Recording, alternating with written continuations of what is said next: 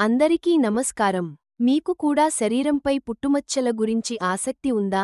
ఎక్కడ పుట్టుమచ్చ ఉంటే, ఆ పుట్టుమచ్చ మీ జీవితంపై ఎలా ప్రభావం చూపిస్తుందో తెలుసుకోవాలనుకుంటున్నారా? ఈ వీడియోలో పూర్తి వివరాలు తెలుసుకుందాం. వీడియో నచ్చితే లైక్ చేయండి. మీ స్నేహితులతో షేర్ చేయండి. ఇంకా ఇలాంటి ఆసక్తికరమైన విషయాలు తెలుసుకోవడానికి మా ఛానల్ని సబ్స్క్రైబ్ చేసుకోవడం మర్చిపోవద్దు. మరి ఆలస్యం ఎందుకు? వీడియోని మొదలెట్టేద్దాం.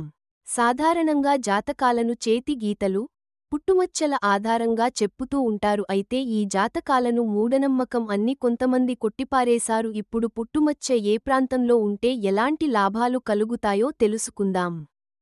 పుట్టుమచ్చ మీద వెంట్రుకలు ఉంటే కీర్తివంతులు మరియు ధనవంతులు అవుతారు. పురుషులకు రెండు కనుబొమ్మల మధ్య పుట్టుమచ్చ ఉంటే దీర్ఘాయుష్మంతుడవుతాడు. పురుషులకు తలలో పుట్టుమచ్చ ఉంటే గర్వం ఎక్కువ ఉంటుంది.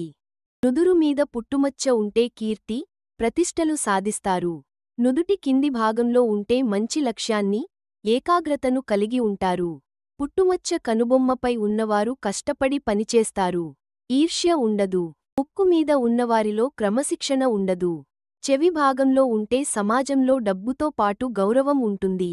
పెదవిపై ఉంటే మీ బంధువుల పట్ల ఈర్ష్యను కలిగి ఉంటారు. బుగ్గపై ఉంటే రాజకీయాల్లో రాణిస్తారు. నాలుకపై ఉంటే మంచి వక్తగా ఉంటారు. గడ్డంపై పుట్టుమచ్చ ఉంటే మగవారిలో భిన్నమైన ఫలితాలు ఉంటాయి. గడ్డం మధ్యలో ఉంటే మగవారు ఉదారభావం, ఆడవారు భక్తిభావంతో ఉంటారు. భుజంపై ఉంటే కష్టపడి పనిచేస్తారు. అలాగే మర్యాదస్తులుగా ఉంటారు. మోచేతిపై ఉంటే లక్ష్యాలు సాధించే క్రమంలో ఎదురుదెబ్బలు ఉంటాయి. మెడ భాగంలో ఉంటే కొన్నిసార్లు దురదృష్టం వెంటాడుతుంది. కొంతమంది మోసం చేసే అవకాశం ఉంది. కుడి కనుబొమ్మ మీద ఉంటే త్వరగా వివాహం అవుతుంది. కుడి కంటి రెప్పపై ఉంటే సంపద కలిగి ఉంటారు.